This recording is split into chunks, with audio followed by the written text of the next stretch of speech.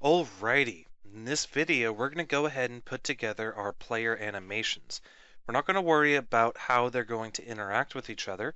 We'll save that for the next video. But for this video I kind of wanted to put together the simple walk cycles, or walk cycle, the jump animation, the fire animation, and the death animation, as well as a nice little idle animation that will look like he's sort of breathing. So let's go ahead and get those animations set up so that we have something to work with when we go into our animator and actually create the different states that the player can be in. All right, Steve, you ready? I am ready, sir.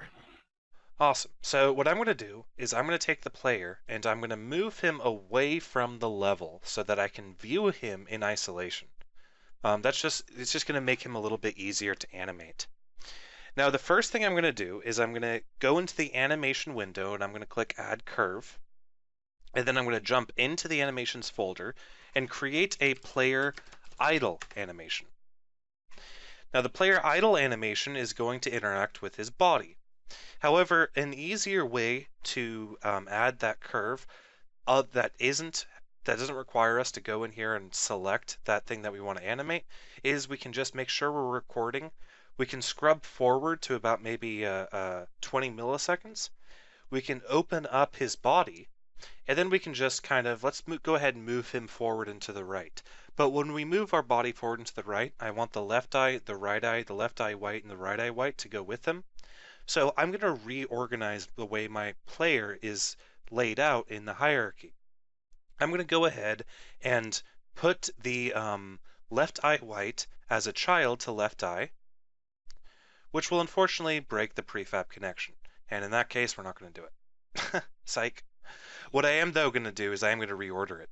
I want the right foot to appear below the left eye white and the right eye white, so that I can select all of these just by clicking, holding down Shift, and getting all of these items. Now I'm going to make sure that I'm over here on 20 milliseconds, and I'm going to make sure that I'm in recording mode. So let's go ahead and move his stuff forward and to the right. And now we have him kind of going up a little bit. Then what I'm going to do is I'm going to scrub forward to 40. I'm going to copy all these initial keyframes. I'm going to hit Control C and then Control V, which will reset him back to his initial position. Okay, so that looks a little bit too dramatic for a idle animation. So what I'm going to do is I'm going to extend the keyframes out a little bit. Move it maybe to 1 second, and maybe move this to 30 seconds. Then I'm going to select this keyframe right here, and I'm going to move him back a little bit, so it's a little bit less dramatic. And you know what? I think that actually looks pretty good. It's a very subtle effect. Steve probably can't even see it on his end. In fact, I love how you were like, in fact, and then you cut off, like you lost your internet connection. In fact, it looks awesome, and yes, I can see it. All right, sweet. So let's go ahead and hit play and see what we got. Yeah, I like that. It's very nice, very subtle. It just looks like he's sitting there and breathing. Okay, now let's work on his jump animations fire, then his death. His movement animation we're going to do last because it's the most complicated. So I'm going to come up here to player idle. I'm going to click on it, and I'm going to say create new clip. Then I'm going to go into my animations folder, and I'm going to call this player jump, and save out. Now the player jump animation, what I'm going to do is I'm going to set up some initial, some initial state of the player jump. The initial state of the player jump is not actually going to be the same thing as the initial state of the player when he's looking like this. Instead, what I'm going to do is I'm going to extend out his arms and extend out his legs a little bit. So, making sure that I'm in recording mode and that I've scrubbed down to 0, I'm going to take his left foot and I'm going to rotate it a little bit and move it out like that. And then I'm going to take his right foot and I'm going to rotate it a little bit the other way and move it out like that. Then I'm going to take his, let's take his right hand and let's move it back like that. Maybe rotate it just or not that way, rotate it like that just a tad. And then take his left hand and I'm going to move his left hand out and rotate it a little bit like that. So it looks like he's kind of going, whoa, I'm a sphere, and I have really weird looking eyes. In fact, we can make his eyes a little bigger too. So let's come in here, make his eyes a little bit bigger, and not move his body, because we don't, remember, do not accidentally move his body, because that will result in his body being animated, which we don't want. And then I'm going to take his other eye and make it a little bit bigger too. So that's going to be his default jump state, but I do want to make a little animation. I just want to make him look like he's flailing a little bit. So I'm going to go up here to maybe 30 milliseconds, and to make him flail, we'll move his hand like that, we'll rotate it up a little bit, and then we'll move his other hand down here and rotate it down a little bit. Take his foot, again, you can tell I'm really not an animator. Does that surprise anybody watching the video, actually, that I'm not an animator? Well, since you're a programmer, no, it doesn't really surprise me. But we will do something simple, like rotate this down, move it down. Again, this isn't an animation VTM, this is a game development, but we do want to make him look a little flailing. Now that we have that, we've moved them into their different positions. I want to go up here to maybe 50. I want to grab all of these keyframes, so I'm going to make the animator window a little bit bigger. I'm going to grab all of it, hit Control C, and then Control V. And this will make the animation loop. So it looks like he's kind of going, kind of ish. I don't know, maybe I just have a crazy imagination. I like that. Alrighty.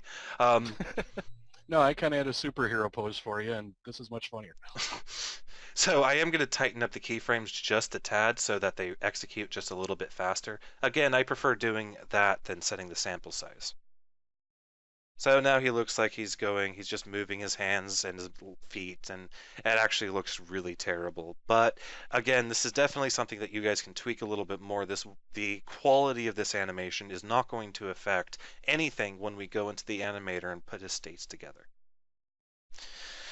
Okay, so now we have his jump animation done. Let's go ahead and do his fire animation. So I'm going to come up here to player jump, and I'm going to say create new clip. And I'm going to go into my animations folder and say player fire. We're going to hit enter. And his fire, what do we want, Steve? Like his hand would move forward a little bit and then go back, kind of like a slide on a rifle. Is that what we wanted? Or? Yeah, we can do it that way. You can either do it that way, or you can have it. You can either do it that way, or you can do it kind of then up and then down in an arc, like you'd throw a knife. Whichever way you want to go. So how would I throw a knife? He's in his default state, right? Mm-hmm. His hand would go straight up and spin the fingers up. Okay. Like so, on par with his eyes. Okay, so what I'm going to do is I'm going to scrub into about 30 milliseconds. By the way, if I scrub into 30 milliseconds in record mode and make a change, it'll actually interpolate from his base state into the new state, which is really cool. So it'll add 2 keyframes. Okay, so you said up and to the right? No, just straight up, okay, kind of on par with his eyes. Okay, straight up. And now just spin it so the fingers are up.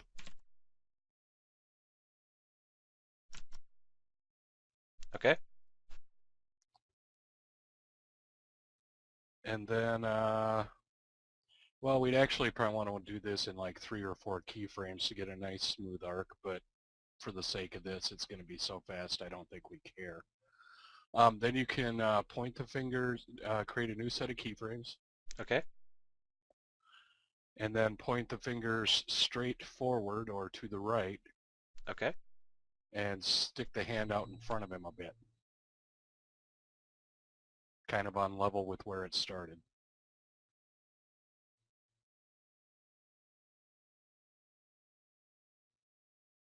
That, I'm missing something here, but I think that'll be fine. It looks ridiculous, and I think ridiculous is what we're going for. So, and actually you did it right. I just would have exaggerated it a little more. Okay. But yeah, that's the art. That's all you really need for a 2D character like this. Alrighty. So let's go ahead and tighten up the keyframes again so it goes a little faster. I didn't like how slow it was before because this is going to be a really quick motion. And I think that should work out just fine. Okay, so that's the player fire and his jump and his idle. So let's go ahead and do his death. I'm going to go here to player. I'm going to say create new clip. I'm going to go into my animations folder again, and I'm going to type in player death and hit enter. The player death is I just want him to disassemble. Yeah, I'm letting you go hog wild on this one. Okay, so let's just set our keyframe up at like 40 milliseconds, and then let's just like move stuff like over here, and then let's set the color of this foot. All the objects that I'm going to throw like and move and like make disappear, I want to go ahead and set their opacity down to 0. And I can do that in recording mode just by coming in here and changing the opacity once I'm in that keyframe. Then let's take his other foot, so that's his left foot, or his right foot. Let's take his other foot, fly it, throw it all the way down here, and rotate it maybe a little bit, and then go into his color and set it to alpha 0. Color white, alpha 0. Then let's take his left eye, his right eye, or his left eye and his left eye white, do the same thing. Throw it up here, rotate it a little bit, take the sprite renderer, and bring the alpha down to 0. You see how easy this is, how I can just grab multiple objects, start playing with them, and Unity's automatically creating all my keyframes for me. So then let's go into the right eye and the right eye white, and let's make it throw in the different direction, rotate it, set the color, go alpha down to 0. Then let's take the player's body, and the player's body I just want to expand really big, and then come down here to his, no, that's the player himself. I don't want to touch the player himself. Remember, we only want to work with objects that are children to the object that contains the animator. So we want to grab his body, make it really big, and then take the color and move it down to an alpha of 0. Then we want to take our hands, our right hand, let's just throw it back, maybe rotate it, set its color down to 0, and then take his left hand, move it, rotate it, and set its alpha down to 0. And let's see what that looks like. This is going to be ridiculous. Oh my god.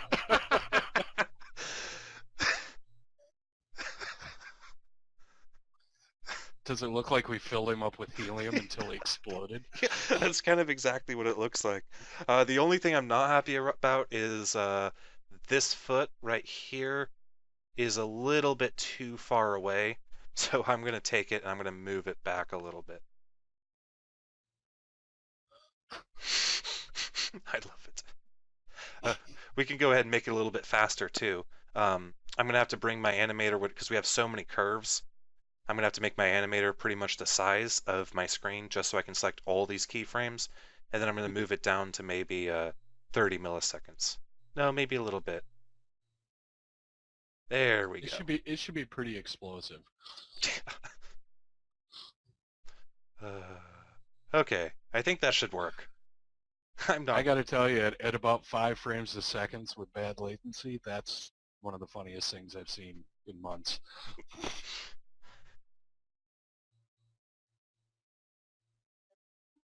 All right, but it definitely looks like he's dying because nobody's going to be alive after that. Okay, so that takes care of our player idle, his jump, his fire, and his death. So now it's the walk cycle. My favorite thing in the world as a non-animator. All the fun has ended. Seriously, like from my perspective as a non-animator trying to make a walk cycle, it's like a non-programmer trying to write a compiler. I mean, that's how I see it. Like, so again, because we're going with sort of a ridiculous sort of animation scheme, I think whatever I come up with should fit just right in, especially considering our death animation looks like an exploding frog. Right. So let's go ahead and come back into click on player death and create a new clip. And I'm going to run into the animations folder, and I'm going to type in player walk and hit save. And now we have our player back to his default state, And we can now go ahead and make him walk. So we're going to put in 5 sets of keyframes here. So first, we're going to work on his feet. The first keyframe, we're going to want his left foot. Let's find his left foot. Where's his left? There's his left foot. We're going to want his left foot to be angled out like that and raised a little bit over there. And then we're going to want his right foot to be angled down a little bit and moved right here. So that'll be the first frame. The second frame, I'll scrub into about 30 milliseconds here, and I'll take his right foot and I'll rotate it back down to its original position, which is, I can just type in the number there. You mean left foot? His left foot, yes.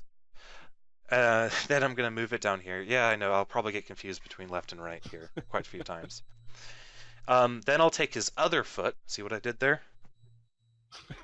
And I'll rotate it up a little bit and move it a little bit forward, so they're kind of crossing at this point. So now we have that going on, and then I'm going to come up here to about 60 milliseconds in, and I'm going to take his foot that's flat, and I'm going to move it back a little bit. I'm going to translate it back, and then I'm going to rotate it up like that. Something like that right there. And then I'm going to take his other foot, rotate it forward, and move it forward. Then I'm going to create some more keyframes up here, let's say 1.2 milliseconds. And then we want his foot that's forward to be planted on the ground. So I want to take the rotation, move it back down to 0, and then move the translation down like that. And then we want his other foot to come a little bit forward and a little bit rotated more like it's crossing. Yeah, we almost want it to kind of disappear. That's fine. Yeah, okay, I think that walk cycle looks pretty good there. Now the last thing we need to do to complete the cycle is going to be to go a little bit further and create a new set of keyframes by clicking and dragging all these keyframes, hitting Control-C and Control-V. And that will complete our walk cycle. Not quite. Oh yeah. Okay, so we also want to make it look like his body is moving up and down. So what I'm going to do is I'm going to click on 30, this set of keyframes. I'm going to click on his body, and I'm just going to move it up a little bit. Whoops. I also want to grab his left eye, his right eye, his left eye white, and his right eye white. And I just want to move it up a little bit. Then, in the middle here, I want to move it back down. Actually, what I'm going to do is I'm going to undo that. I'm going to, when I move him up on the second keyframe, I'm going to hold down Control and move him up. That's maybe a little bit too much. So maybe half that. Yeah, it should be pretty subtle. And then here I move him down. So we're just alternating between up and down. And on the last keyframe, I want him to return to where he was on the first keyframe. So currently it looks like he's heaving like that. And then on the last keyframe, I want to select his body from the first keyframe set, his body, his left eye, his right eye white, and his right eye. I want to select only these keyframes, so I want to hold down Control as I select them. And then I'm going to move all the way to the end, and I'm going to hit Control-C, Control-V.